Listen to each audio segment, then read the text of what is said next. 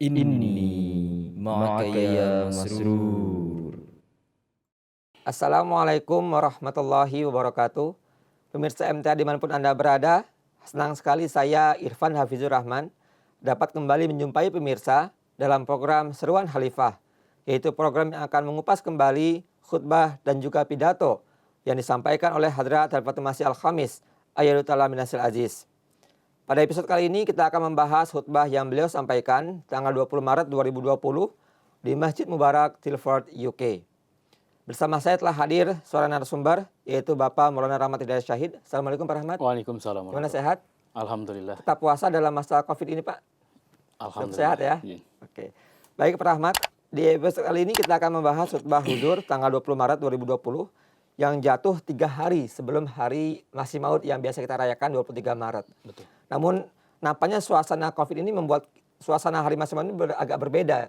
Biasanya kita mengadakan perayaan-perayaan, mengadakan hari Masih Maud di cabang-cabang, di berbagai negara. Tapi karena pembatasan ini agak berbeda situasinya ya Pak ya? Betul sekali. Iya. Baik, di khutbah ini, di awal khutbah beliau menyampaikan terkait dengan bagaimana status dari Hadrat Masih Maud Salam ini. Karena memang kita melihat dan juga mendengar banyak sekali orang-orang di luar sana, orang-orang gaib terutama yang masih mempertanyakan tentang status beliau ini, status kenabian beliau ini. Bagaimana Huzur menjelaskan terkait hal tersebut? Jazakumullah. Memang dalam suasana pembatasan ini ya sosial, ini jadi agak lain ya dalam memperingati hari Masih Maud ini. Dan di sini Huzur dalam khutbah ini beliau menyampaikan sangat luar biasa sekali. Ini selain sebagai suatu taklim untuk kita ya, mengetahui status, tujuan dan sebagainya dari Hadrat Masih Maud SAW, juga ini sekaligus sebagai penjelasan dan bantahan terhadap kesalahpahaman yang selama ini ditujukan ya kepada beliau, seolah-olah beliau itu adalah seorang nabi yang berdiri sendiri, terpisah dari Hadrat Rasulullah SAW, atau membawa agama baru, membawa kitab yang baru, membawa syariat yang baru dan lain sebagainya. Padahal semua itu adalah karena ketidakfahaman mereka ya terhadap status beliau. Huzur di sini sampaikan juga bahwa memang kita bisa melihat status beliau itu seperti apa dari sabda-sabda beliau sendiri, dari pengakuan beliau sendiri. Betul. Karena orang yang paling berhak untuk menjelaskan siapa dirinya ya tentunya orang itu sendiri, bukan orang lain. Apalagi orang lain yang tidak mengenal beliau, tidak memahami kehidupan beliau, tidak pernah atau minimal tidak pernah belajar kepada beliau. Lalu bagaimana mungkin orang itu bisa menjelaskan status seseorang gitu. Nah, ini di sini tentunya yang paling berhak itu adalah orang itu sendiri menjelaskan bagaimana status beliau ini gitu. Di sini di awal khutbah Huzur sampaikan kepada kita dan juga terkait adanya COVID-19 ini ya. Beliau sampaikan mungkin ya tadi seperti Pak Itman juga sudah sebutkan bahwa tidak bisa kita mengadakan pengajian-pengajian atau jalsa-jalsa Yaumi Masih Maud. Sehingga hampir semua kegiatan talim tarbiyah itu melalui online ya sekarang ini. Jadi Huzur pun punya MTA Pak Rahmat ya. Betul. Berbagai macam program-program dibuat sedemikian rupa dalam rangka menyambut Hari Masih Maud alaihissalam ini di MTA ya. Betul. Dan inilah yang Huzur sampaikan kepada kita sekalian ya. Di sini Huzur sampaikan selain daripada tadi khutbah-khutbah beliau yang membahas secara khusus berkenaan dengan hal ini juga, itu tadi ada program-program MTA yang sangat luar biasa sekali.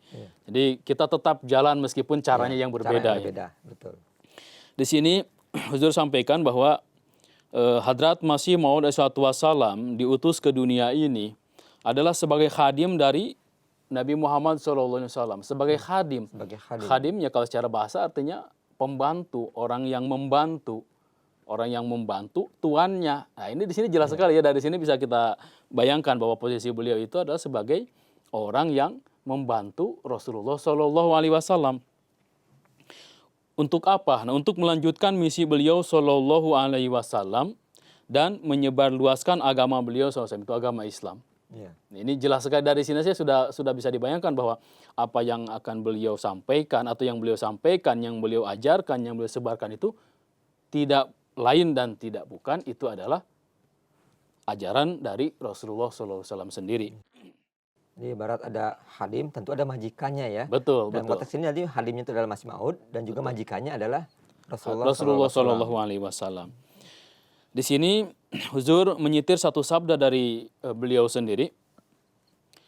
Beliau bersabda, saya mengirimkan sholawat kepada baginda Nabi Muhammad SAW karena demi beliaulah, jadi demi Nabi Muhammad SAW lah Allah Ta'ala mendirikan jemaat ini.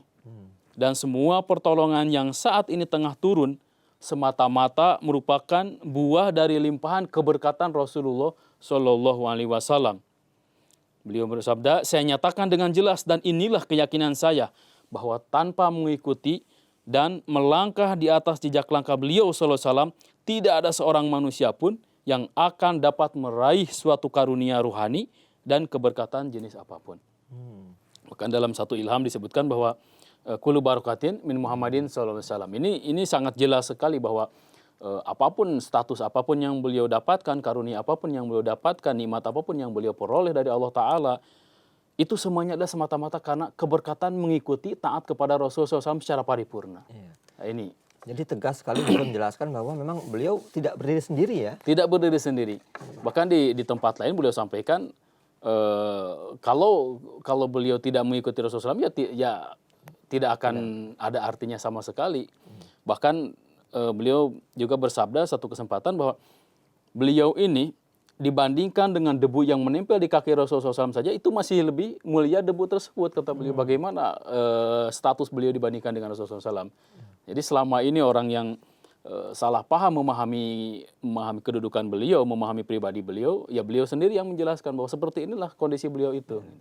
Nah lalu kalau ada muncul pertanyaan seperti ini, kalau memang beliau adalah hadim dari Rasulullah SAW, lalu untuk apa beliau diutus? Sedangkan kan kita tahu bahwa agama Islam telah sempurna di zaman Rasulullah SAW. Nah, apa tujuan dari Allah Ta'ala mengutus beliau? Apa perlunya diutus apa lagi? perlunya Gitu ya. diutus lagi?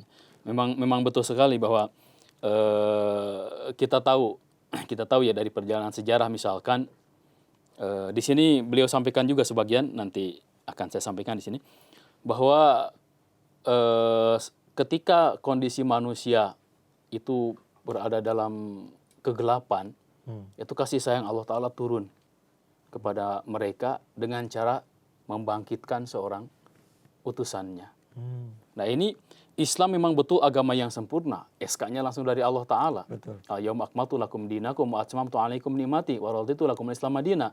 Tetapi tidak ada jaminan bahwa selama Islam ini berjalan sekian ribu tahun hingga hari ini, itu kondisinya akan tetap sama seperti di masa Rasulullah SAW. Nah ini, dan di sini beliau sampaikan, di sini bersabda bahwa dikarenakan keberkatan rohani yang Hadrat Masih Maud alaihi salatu wassalam peroleh dari Rasulullah SAW lah, sehingga Allah Ta'ala mengutus beliau untuk membuat islah. Nah ini, atau perbaikan diri ya. Untuk mereformasi dunia. Hadrat Masih Maud alaihi salatu wassalam diutus ke dunia ini untuk menegakkan kembali keagungan dan keluhuran Islam di dunia ini. Beliau alaihissalam pernah bersabda mengenai hal ini, wa arsalani robbi li islahil khalqi. Tuhanku yaitu Allah Ta'ala telah mengutusku untuk membuat islah atau perbaikan pada umat manusia. Nah, selanjutnya beliau juga menyampaikan juga tujuan dari pengutusannya itu, yaitu bahwa saya harus katakan berkali-kali dan tidak akan berhenti dari berulang-ulang mengatakan bahwa sayalah yang dijanjikan diutus pada waktunya itu untuk menyegarkan kembali agama Islam dan untuk menegakkannya lagi di dalam kalbu umat manusia. Saya diutus untuk mengikuti seorang manusia yang berasal dari Tuhan yang mereka sebut kalimullah. Ini Rasulullah SAW. Saya diutus untuk mengikuti seorang manusia dari Tuhan yang mereka sebut kalimullah. Saya telah datang sebagaimana dia yang mendapat penderitaan pada zaman kekuasaan Herodes dan pada akhirnya ruhnya diangkat ke langit. Jadi meskipun begitu, tadi sudah sangat jelas sekali bahwa kedatangannya itu adalah untuk membuat reformasi ya rohani, untuk mereformasi rohani manusia yang memang di dalam hadis kita bisa baca juga bahwa di akhir zaman itu kondisi manusia itu adalah apa? La yabqa minal Islam illa ismuhu. Islam itu tidak ada, yang ada hanya namanya saja. Orang mengaku beragama Islam, tapi kehidupannya, tata cara hidupnya jauh dari Islam. Tidak ada nilai Islami dalam dirinya. Hanya KTP-nya saja Islam. Kemudian wala yabqa minal Qur'ani illa rasmuhu. Al-Quran hilang, ajarannya yang hilang, keberkatannya yang hilang, yang tersisa apa? Tulisannya. Tulisannya ditulis bagus-bagus, besar-besar bahkan dimuseumkan dan sebagainya. Simpan di museum-museum dengan ada ukuran yang bermeter-meter. Ya. Tapi apa manfaatnya kalau ilmunya tidak ada? Kemudian masajidum amiratun wa hiya khurbu minal huda. Masjid-masjid sangat luar biasa, tapi masjid-masjid itu kosong dari petunjuk. Nah, inilah gambaran kenapa di akhir zaman ini perlu Hadrat Masih Maud SAW itu turun, yaitu untuk apa? Untuk membawa kembali keimanan yang telah hilang dari dada umat Islam itu kembali ke dalam dada umat Islam. Lau kana imanu inda suraya lana lahu rijalun aw rajulun min haula'i, yaitu hadis di dalam Sahih Bukhari ketika Rasulullah SAW menafsirkan sendiri ayat wa akhir dan minhum lam yahqu bihim itu.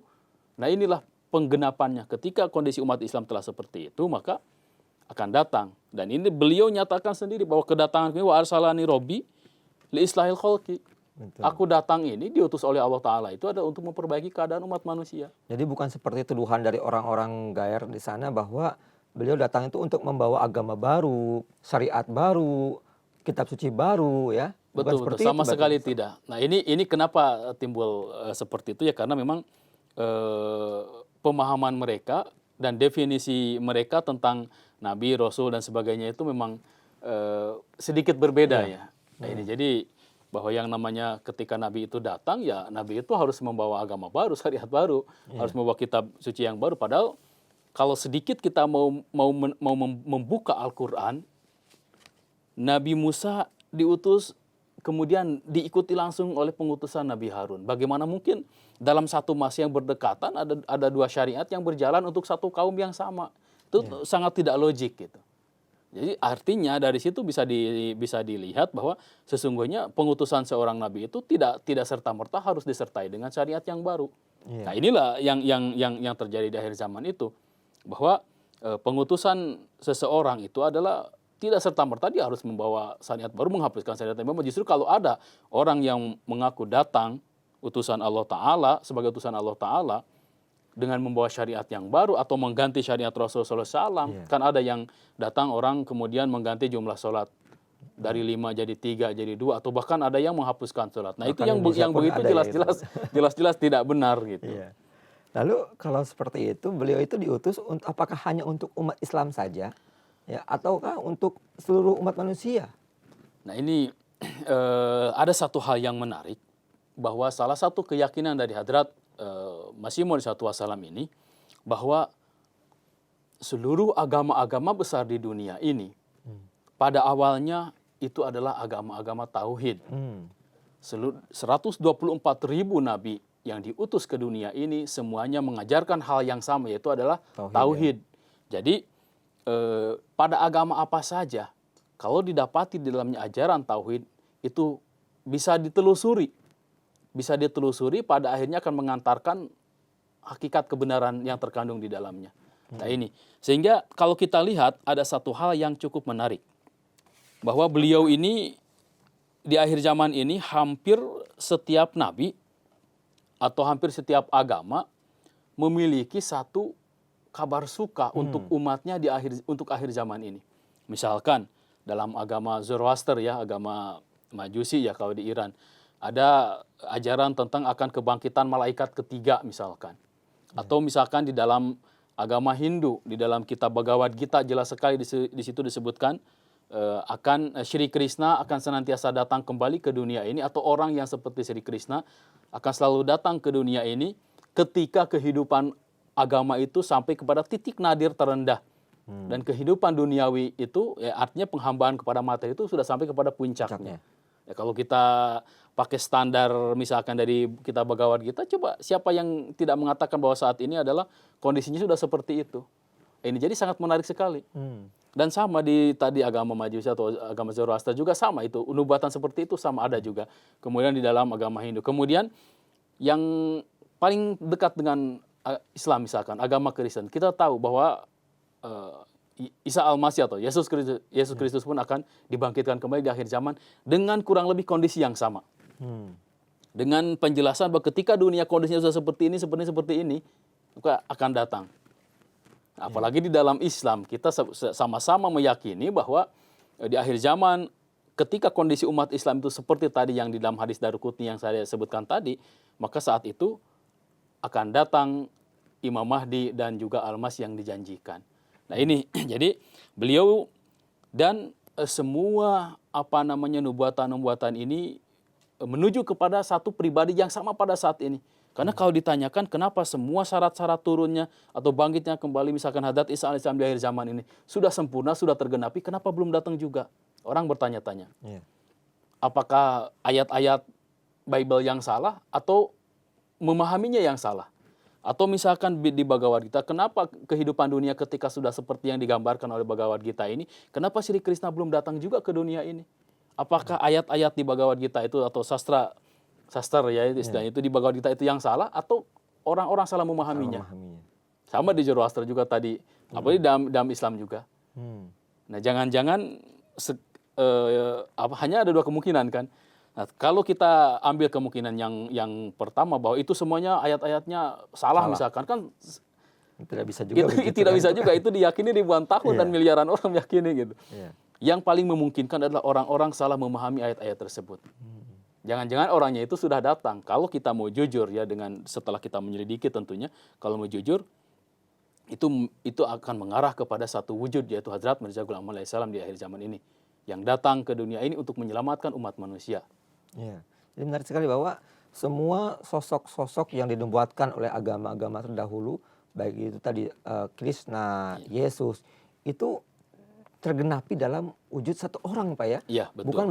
Bukan beberapa orang secara terpisah gitu ya? Ya, betul. Karena ajaran itu hakikatnya datang dari Allah. Ajaran tauhid itu datang dari Allah Ta'ala yang diajarkan kepada berbagai bangsa sesuai dengan kondisi mereka yang ada saat itu, dengan nabi yang berbeda-beda pula, tetapi ajarannya sama. Dan sunatullah itu selalu sama. Ketika kondisi manusia itu sudah hancur-hancuran ibaratnya, maka saat itu akan senantiasa datang seorang utusan Allah Ta'ala.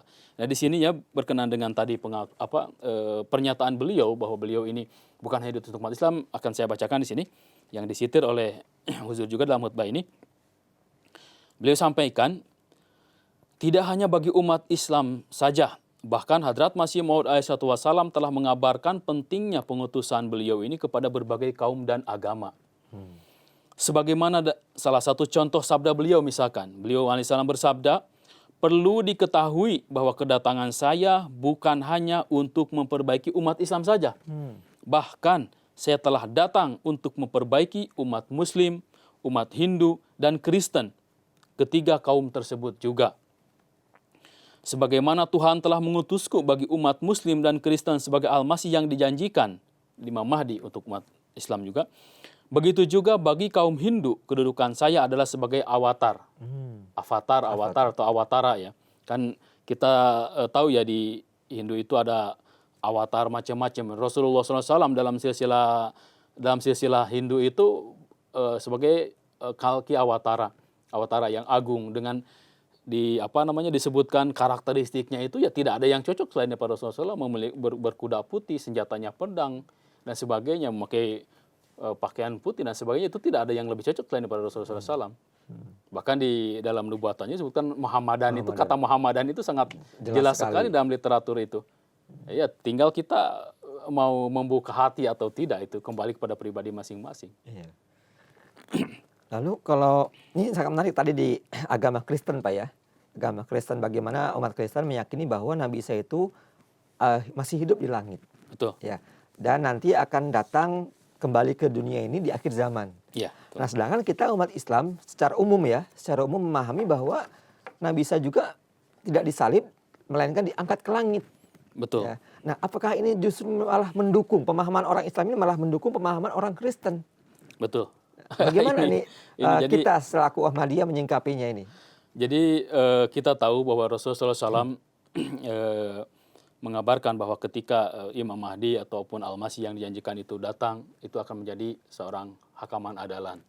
Hakaman adalan artinya hakim yang adil, yang akan memutuskan perkara itu.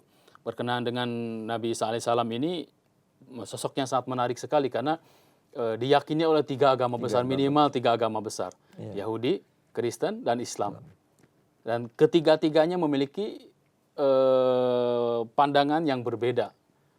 Menurut agama Yahudi, bahwa Isa Al-Masih atau Yesus Kristus itu adalah ada seorang nabi palsu. Karena apa? Karena ternyata dia mati dibunuh oleh kaumnya sesuai dengan nubuatan Bible. Kemudian menurut Kristen, dia itu adalah anak Tuhan, yang menyerahkan dirinya untuk disalib untuk menyelamatkan umat manusia. Jadi dia ini bukan nabi, tapi adalah anak Tuhan. Dari antara Yahudi dan Kristen ini sudah sangat jauh sekali. Islam, menurut Islam, bahwa ya sebagaimana kita yakini ya, bahwa Nabi Isa itu adalah seorang nabi yang diutus oleh Allah Ta'ala untuk mereformasi keadaan bangsa Yahudi, bangsa Israel saja. Tidak untuk keluar. Dan dia tidak mati di atas tiang salib. Melainkan wafat sebagaimana nabi-nabi sebelumnya. Dan itu dibuktikan dengan pernyataan Al-Quran. Qad khalat min qablihi rusul. Tidak ada pengecualian dalam ayat itu. Semua Rasul sebelum Rasul SAW itu semuanya sudah wafat. Tidak ada pengecualian, hanya Nabi Isa belum wafat itu tidak ada. Ini lalu bagaimana sikap kita ini? Sementara umat Islam umum meyakini bahwa beliau masih hidup di langit. Iya. Jadi saya akan sampaikan satu kisah menarik. Hadrat Masih Maud Wassalam ini yang menyampaikan dalam buku beliau. Ini gambarannya bagaimana sikap kita. Jadi Hadrat Masih Maud Wassalam bersabda bahwa Lord Bishop, yaitu gelar kepemimpinan di Kristen, di kota Lahore telah menyampaikan argumentasi atas hal itu pada suatu acara besar. Apa argumentasinya? Yaitu kalian ayolah masuklah ke dalam argumentasi bersama kami. Kalian kan sedang menunggu Isa juga, Nabi Isa yang masih hidup di langit. Kami juga sama-sama sedang menunggu gitu. Ayolah sudahlah, daripada berimannya nanti sekarang aja gitu. Nah ini keyakinannya soalnya sama nih. Sama gitu kan. Maka kemudian dan menyampaikan argumentasi hal itu di satu acara yang besar. Namun tidak ada seorang pun muslim yang dapat membantahnya karena sama-sama meyakini hidup di langit. Adapun dari antara jemaat kita hadir Mufti Muhammad Shadiq Sahib, nih seorang sahabi yang lalu bangkit dan membuktikan dari Al-Quran, hadis sejarah dan juga dari Injil bahwa Isa telah wafat sedangkan Nabi kita SAW senantiasa hidup. Karena selalu adanya orang-orang yang meraih limpahan keberkatan dari beliau SAW sehingga dapat menampilkan mukjizat dan hal-hal luar biasa. Nah, mendengar penjelasan dari mufti tersebut, kemudian bungkam. Nah, jadi justru keyakinan kita tentang bahwa Nabi Isa itu masih hidup itu justru menguatkan akidah Kristen karena akidah Kristen itu berada atau basicnya itu ya di situ. Kematian Nabi Isa di atas salib, kemudian kebangkitan beliau ke langit. Naiknya beliau ke langit dengan wujud kasarnya, dengan dalam kondisi hidup dan sebagainya, itu justru itulah. Nah, kalau kita bisa membuktikan, ya dengan sendirinya akan runtuh. Jadi secara tidak langsung, kalau kita umat Islam secara umum memahami bahwa beliau masih hidup di langit itu, kita malah mendukung ya. Malah mendukung akidah mereka. Ya. Nah, inilah makna yaksiru salib itu. Mematahkan salib itu bukan salib yang dipatahkan, tapi akidahnya dengan dibuktikan seperti tadi. Jazakumullah Pak Rahmat, sangat menarik sekali pembicaraan kita. Namun waktu membatasi kita ya. Insya Allah di lain kesempatan kita akan lanjutkan kembali pembahasan ini. Baik, pemirsa MTA dimanapun Anda berada, demikianlah perbincangan kami terkait dengan khutbah huzur. Semoga apa yang tadi kami bicarakan, apa yang tadi kami sampaikan bisa bermanfaat untuk kita semua. Akhir kata, saya dan juga kru yang bertugas undur diri. Wassalamualaikum warahmatullahi wabarakatuh.